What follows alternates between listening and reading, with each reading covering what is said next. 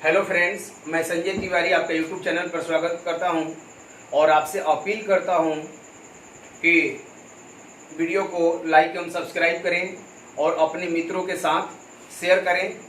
और एक अपील पुनः करता हूं आपसे कि वीडियो जो है आप देखें तो उसका एक निश्चित समय बना लें और कलम कॉपी लेकर के इसका नोट्स भी तैयार करें, तब यह वीडियो जो है आपके लिए परीक्षा उपयोगी या लाभदायक होगा। और आप सोचते होंगे कि हम कहीं घूमने जा रहे हैं, कहीं पार्ट टाइम काम कर रहे हैं, उस टाइम में 2 मिनट 4 मिनट वीडियो देख लिए और उससे आपको लाभ प्राप्त होने जा रहा है, तो हमको लगता है कि ऐसा लाभ जितना होना चाहिए वो लाभ मिल नहीं पाएगा। ठीक है, तो आप अगर इससे लाभ लेना चाह रहे हैं, आप परीक्षाओं में कुछ अच्छा करना चाह रहे हैं, तो आपको चाहिए कि कलम कॉपी लेकर के इसका नोट्स तैयार करें। ठीक है, और तब देखिए कि यूट्यूब आपके लिए कितना सहायक हो रहा है। ठीक है, और बता दें कि आज का जो टॉपिक है भारत शासन अधिनियम 1935। भारत शासन अधिनियम 1935 आपको बता दें लगभग परीक्षाओं में इससे प्रश्न पूछे जाते हैं। लगभग परीक्षाओं में भारत शासन अधिनियम से प्रश्न पूछे जाते हैं। और आपको बता दें कि भारत शासन अधिनियम को आज हम लोग उसके तथ्य को, उसकी संकल्पनाओं को या उसके कॉन्सेप्ट को देखेंगे और इसके साथ यह भी देखेंगे कि यह भारत शासन अधिनियम 1935 क्या है, इस किस आधार पर या किस पृष्ठभूमि से आया यह। ठीक है, भारत में इसका क्या प्रभाव होता है और इनसे जुड़ी हुई क्या धाराएं हैं, इनसे जुड़ी हुई क्या क्या बातें हैं, इन सारी बातों पर आज हम लोग फोकस करेंगे। आइए देखते हैं भारत शासन अधिनियम 1935। देखेंगे इसका परिचय, भारत शासन अधिनियम का इंट्रोडक्शन क्या है।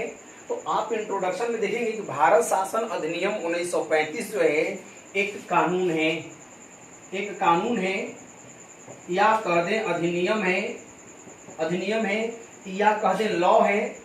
ठीक है, जैसे आप जानते हैं कि ब्रिटिश सरकार 200 वर्षों तक भारत में राज की, ब्रिटिश 200 वर्षों तक हमारे यहाँ राज किए और इस 200 वर्षों में जो इन्होंने राज किया, तो बगैर कानून के राज चलाना आसान काम नहीं है या नहीं चलाया जा सकता।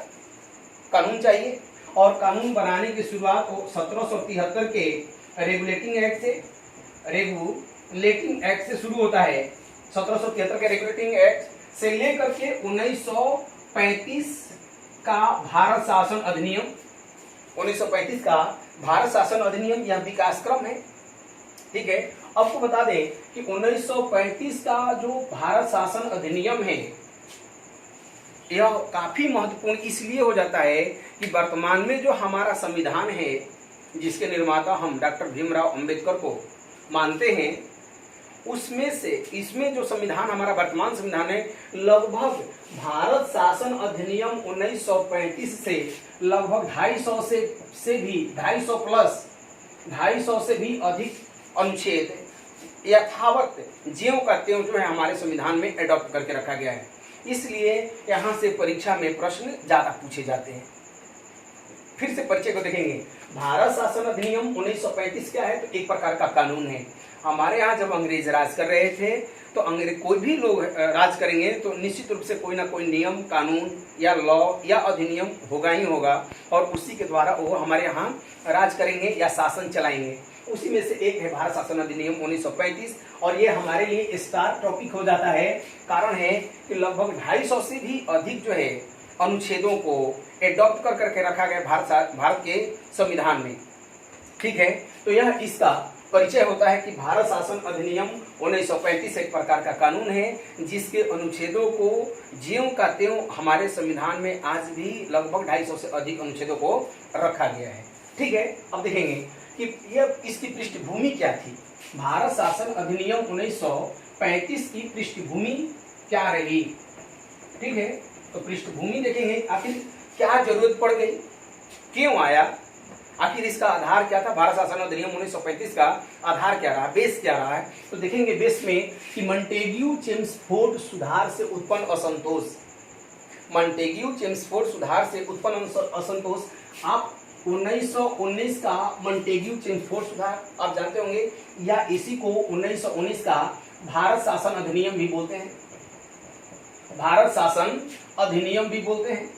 ठीक है, और इस भारत शासन अधिनियम 1935 जब ये 1919 आया तो इससे असंतोष उत्पन्न हुआ और इसी को ध्यान में रखते हुए भारत में असहयोग आंदोलन कारण क्यों? कारण था कि भारत शासन अधिनियम 1919 आया तो यह प्रांतों में द्वैध शासन लेकर के आया। द्वैध शासन लेकर के आया। द्वैध शासन का मतलब है कि अधिकार एक तरफ और दायित्व एक तरफ, और प्रांतों में द्वैध शासन। और इसको भारत में ये भारत शासन अधिनियम 1919 का कुछ लोगों ने, जैसे सुरेंद्र नाथ बनर्जी ने तो स्वागत किया, उदारवादियों ने स्वागत किया, लेकिन कांग्रेस या अन्य पार्टी के लोगों ने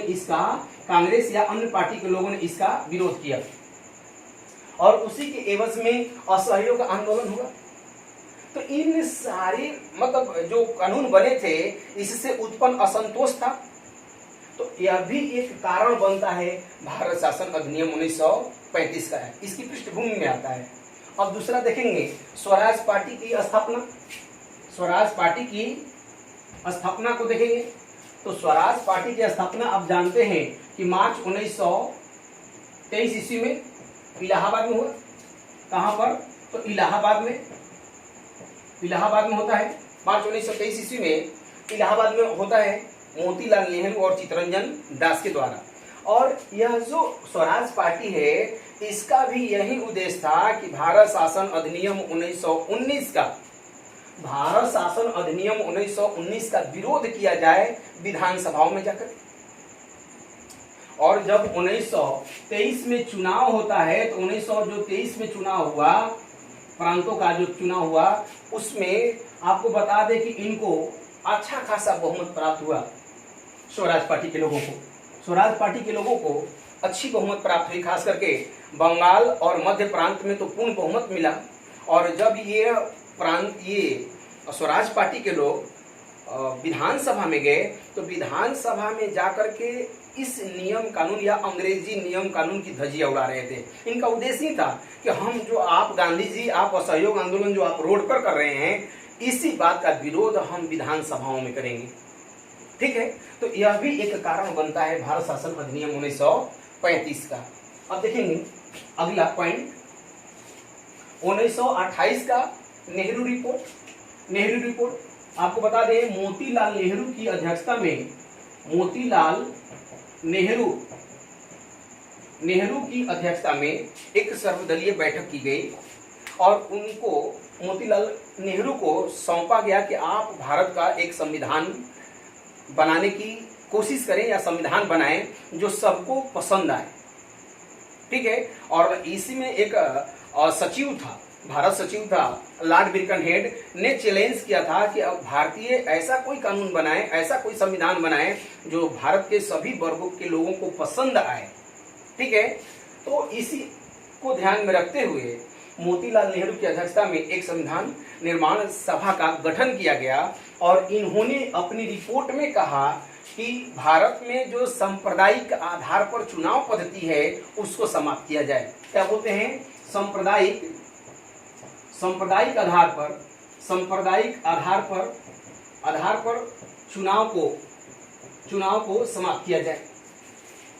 दूसरी बात इन्होंने कहा कि प्रांतों में डोमिनियन स्टेट दिया जाए, डोमिनियन स्टेटस दिया जाए, स्वायत्त शासन दिया जाए, प्रांतों में उत्तरदायी शासन दें।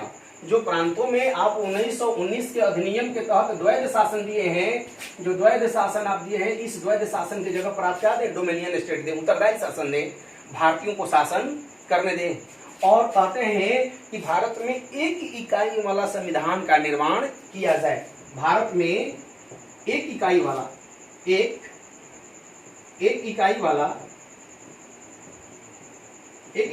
संविधान का निर्माण किया जाए। और इस तरीके से भारत शासन अधिनियम 1935 आने से पहले ये सारे बातें हो रही थी भारत में। आंदोलन चल रहे थे, लगातार प्रयास किए जा रहे थे कि और क्या सुधार किया जाए और क्या सुधार किया जाए। अगला फिर देखिए पॉइंट देखेंगे। अब पता है कि साइमन कमीशन का रिपोर्ट, आप जानते हैं कि साइमन कमीशन का गठन 1927 ईस्वी में और आता है 1928 ईस्वी में भारत आता है। 27 में गठन, 28 में भारत आता है। और आप जानते हैं कि साइमन कमीशन कितना 7 सदस्यीय था और सातों के सातों कौन थे? अंग्रेज थे। ये सातों के सातों कैसे थे? अंग्रेज थे। और इसका काफी विरोध किया गया भारत में। जहां जहां भी साइमन कमीशन गया, साइमन गो बैक का नारा लगा। ठीक है, तो साइमन कमीशन आया। खैर, तो जो भी बातें हैं ये तो हुई, लेकिन साइमन कमीशन आया और पूरे भारतवर्ष में जब घूमा तो घूम कर करके जो भी चीजें देखा, जो भी चीजें महसूस किया, उसके आधार पर जाकर के इंग्लैंड में अपना रिपोर्ट दिया 1930 ईस्वी में।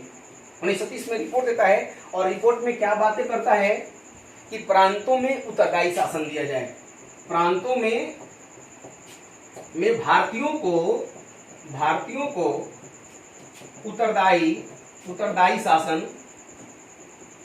शासन दिया जाए। प्रांतों को में भारतीयों को उत्तरदायी शासन दिया जाए। दूसरी बात, केंद्र में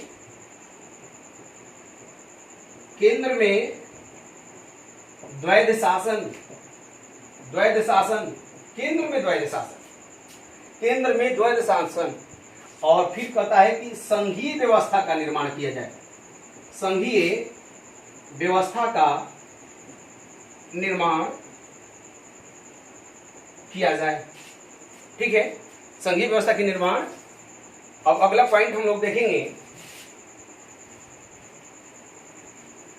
अगला पॉइंट गोलमेज सम्मेलन। आप जानते हैं कि गोलमेज सम्मेलन 3 हुए थे 1930, 31 और 32 ईस्वी में। इंग्लैंड की राजधानी लंदन में सेंट जेम्स पैलेस में 3 गोलमेज सम्मेलन हुए, राउंड टेबल कॉन्फ्रेंस। इसमें भारत के सभी दल के प्रतिनिधि भाग लिए थे। किस लिए लिए थे?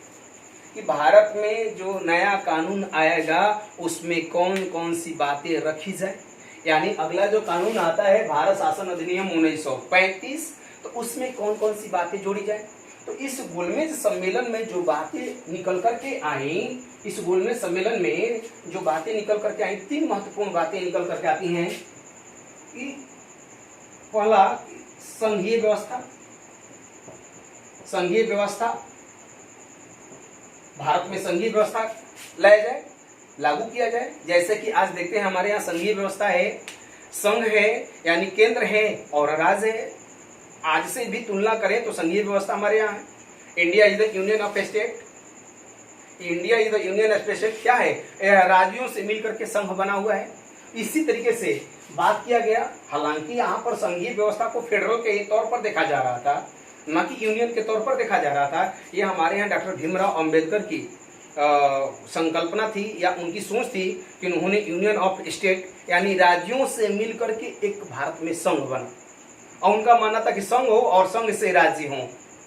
फेडरल की बात कर दे, फेडरल स्टेट की बात कर रहे थे, तो संघीय व्यवस्था हो। दूसरी बात, संघ में राज्यों को जोड़ा जाए, प्लस वित्तीय संसाधनों का वितरण इनके साथ, वित्तीय संसाधनों का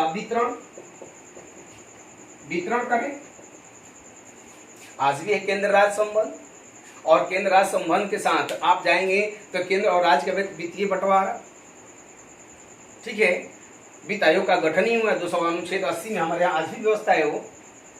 और उसके तहत आप देखते हैं कि केंद्र जो है मैक्सिमम टैक्स केंद्र के पास जाता है और केंद्र सरकार फिर वित्त आयोग की रिपोर्ट के आधार पर राज्यों में उसका बंटवारा करती है। यह बातें गोलमेज सम्मेलन में निकली थी। और तीसरी बात जो महत्वपूर्ण बात थी गोलमेज सम्मेलन में, संघीय न्यायपालिका की चर्चा, कि संघीय न्यायपालिका हो। और आज हम देखते हैं हमारे यहाँ एकहरी न्यायपालिका है। आप एकहरी न्यायपालिका में देखेंगे हमारे यहाँ पंचायतों में पंचायतों में जाएंगे तो सरपंच मिलेंगे, अगर हम अपने यहाँ अनुमंडल में जाएंगे तो अनुमंडल कोर्ट मिलता है, जिला में जाएंगे तो सेशन कोर्ट मिलता है, राज्य में जाएंगे हाई कोर्ट मिलता है, और सबसे ऊपर जो है संघीय व्यवस्था में जाएंगे तो सुप्रीम कोर्ट मिलता है। इस संघीय न्यायपालिका की चर्चा भी गोलमेज सम्मेलन में उभर करके आया, और इन्हीं बातों के आधार पर यानी मॉन्टेग्यू चेम्सफोर्ड सुधार से उत्पन्न असंतोष, स्वराज पार्टी की स्थापना, 1928 का नेहरू रिपोर्ट, साइमन कमीशन का रिपोर्ट और गोलमेज सम्मेलन में जो बातें उभर करके आई उनके आधार पर भारत शासन अधिनियम 1935 आया।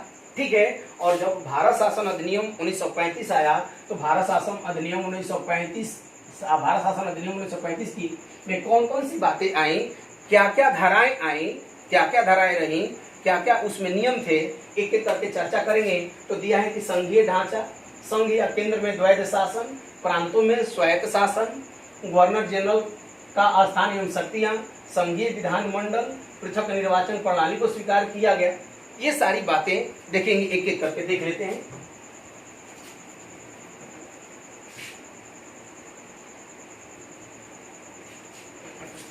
देखेंगे संघीय ढांचा 1935, और यह 1935 का जो भारत शासन अधिनियम है उसमें संघीय ढांचा की बात करता है, और यह संघीय ढांचा आज भी हमारे यहाँ लागू है। आप देखेंगे कि केंद्र में सरकार है और हमारे यहाँ बहुत राज्य केंद्र शासित राज्य, ऐसे दैट इज द संघीय, मतलब इसको बोलते हैं कि फेडरल स्ट्रक्चर। ठीक है, तो संघीय ढांचा की बात किया गया, इस कानून में आया। अब पता है संघ या केंद्र में द्वैध शासन, संघ या केंद्र में द्वैध शासन। अब देखेंगे संघ, जैसे आज आप देखते हैं हमारे यहाँ संघीय व्यवस्था आज देखते हैं, संघीय व्यवस्था है, और संघीय व्यवस्था में आप देखते हैं हमारे यहाँ संसदीय व्यवस्था में प्रधानमंत्री होता है और राष्ट्रपति। आज हम लोग देख रहे हैं जी राष्ट्रपति होते हैं। उस वक्त प्रधानमंत्री और राष्ट्रपति न होकर के गवर्नर जनरल हुआ करता था। कौन था? गवर्नर। राष्ट्रपति की जगह पर गवर्नर जनरल हुआ करता था। ठीक है, और गवर्नर जनरल इसमें असीमित शक्तियां थीं, और कहा गया कि केंद्र में द्वैध शासन, यह जो संघीय व्यवस्था है उसमें द्वैध शासन दिया जाए। द्वैध शासन का मतलब है कि अधिकार एक तरफ और दायित्व एक तरफ। देखेंगे अधिकार का मतलब है कि सेना इनके पास, वित्तीय संसाधन इनके पास। ठीक है, और सेना हो गया, वित्तीय संसाधन हो गए, इसके बाद विदेश मंत्रालय इनके पास, धार्मिक मंत्रालय इनके पास, अनुसूचित जातियों की भी मंत्रालय इन्हीं के पास। और आप जानते हैं कि सेना इनके पास जब चाहे तब सरकार पलट ले। वित्तीय संसाधन इनके पास, चाहे तो काम हो, नहीं चाहे तो काम नहीं हो। विदेश मंत्रालय, विदेश से भी जो भी वार्ता करनी है वो अंग्रेजी करेंगे। इनको दायित्व दिया गया कि आप जो है लोक कल्याणकारी कार्य करें। एक ही शब्द में समझें, लोक कल्याणकारी कार्य करें। यहाँ जो द्वैध शासन दिया गया 1935 का अधिनियम में, कहाँ पर? संघ में या केंद्र में? 1919 के अधिनियम में यह प्रांतों में दिया गया था, प्रांतों में था, राज्यों में था। अब ये कहाँ है? केंद्र में। ठीक है, अब देखेंगे संघ या केंद्र में द्वैध शासन। देखिए आप, प्रांतों में स्वायत्त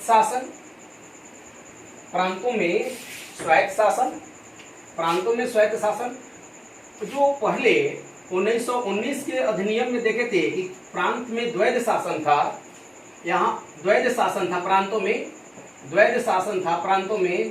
केंद्र में 1935 के अधिनियम में अब यहाँ पर प्रांतों में स्वायत्त शासन। ऐसे समझें, थोड़ा सा उलझाऊ हो रहा है, एक मिनट ठहर जाएंगे, उलझाऊ हो रहा है। प्रांतों में स्वायत्त शासन 1935 के भारत शासन अधिनियम में प्रांतों में स्वायत्त शासन या उत्तरदायी शासन, उत्तरदायी शासन या डोमिनियन स्टेट, डोमिनियन स्टेटस दिया गया कि आप अपना उत्तर राज्यों में भारतीयों को दे दिया जाए, वो अपना शासन करें।